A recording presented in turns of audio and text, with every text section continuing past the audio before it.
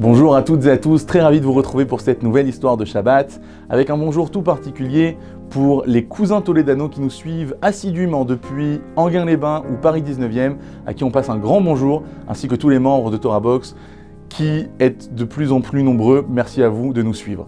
Cette histoire se passe en octobre 2000, au début de la seconde intifada en Israël, le même mois où 2 Israéliens se sont fait lyncher par une foule d'Arabes après s'être trompés de chemin en arrivant à Ramallah.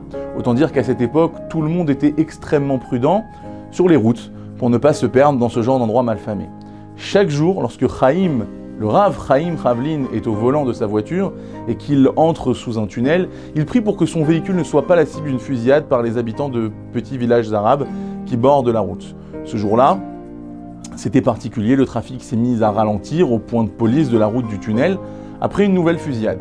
Frustré, après plus d'1 heure d'attente, le Rav Chaim s'impatiente et se dit « Si j'attends que la route se dégage, je vais rester coincé ici pendant des heures, j'arriverai sûrement plus vite à la maison en faisant un détour. » Et donc Rav Chaim est conforté dans sa décision lorsqu'il aperçoit plusieurs véhicules faire eux aussi demi-tour.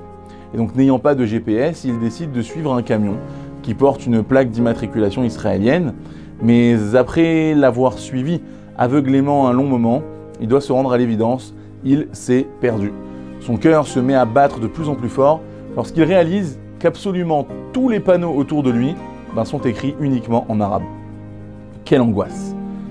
Quelle angoisse, réalisant avec horreur qu'il se trouve dans un village arabe. Il essaye immédiatement d'en sortir, mais chaque tournant de rue qu'il prend l'enfonce encore plus en territoire ennemi. Le Rav Chaim se croyait en plein cauchemar. Mais c'était bien réel pourtant, et il avait de sérieuses raisons de s'inquiéter, d'autant plus en cette période d'intifada où les tensions étaient très grandes entre les populations arabes et israéliennes. Rav Chaim transpirait beaucoup et commençait à respirer difficilement. Il était terrifié. Il savait qu'il pouvait se faire attaquer à tout moment. À un moment, il essaye de se rassurer en se disant « Peut-être que les Arabes de ce village sont plus modérés que les autres. Peut-être que je vais trouver quelqu'un qui va m'indiquer comment sortir d'ici. » Mais au fond de lui, il savait très bien que les chances pour que cela arrive étaient très minces. Conduisant très doucement, il se met à la recherche d'un homme âgé qui serait susceptible de l'aider et contre qui il pourrait se défendre s'il s'avérait hostile. Et lorsque le Rav Chaim trouve enfin quelqu'un qui correspond à cette description, il se rapproche de lui prudemment et lui demande « S'il vous plaît, où suis-je » Et là, le vieil homme répond « Akfar Tsourif ». En entendant ce nom, Rav Chaim se met à trembler. Il était en train de tourner en rond dans la ville tristement célèbre d'Arabes extrémistes d'où proviennent le plus grand nombre de complots terroristes. L'homme âgé le prévient « C'est très dangereux pour vous d'être ici. Un peu plus loin sur la route, il y a un groupe d'adolescents qui se fera une joie de bondir sur votre voiture. » Rav Chaim réalise alors que cet Arabe est en train de l'aider. Complètement terrorisé, il lui demande « Alors que dois-je faire ?»« Ça saute aux yeux que vous êtes juif, lui répond le vieil homme arabe. Votre livre en hébreu sur le tableau de bord vous trahit. Cachez-le bien, et votre kippa aussi, sinon les jeunes vous tueront sans hésiter. Je vais vous donner les directions à prendre pour sortir d'ici. Suivez-les et tout ira bien. » L'arabe commence à lui indiquer le chemin, mais Rav Chaim était tellement paniqué qu'il n'arrivait pas à se concentrer pour retenir l'itinéraire. Il vide alors son portefeuille des 300 shekels qu'il lui contient et les tend à l'arabe en lui disant « Je vous en prie, montez dans ma voiture. Guidez-moi jusqu'à la sortie et cet argent est à vous. » Mais l'arabe refuse immédiatement. « Vous plaisantez ?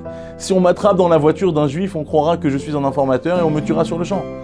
Le mieux que je puisse faire est de vous écrire les directions sur un bout de papier. » Après avoir reçu les instructions, Rav Chaim remercie chaleureusement le vieil homme et avant de continuer sa route, il s'empresse de dissimuler tout objet qui prouverait son judaïsme, en priant de n'avoir rien oublié.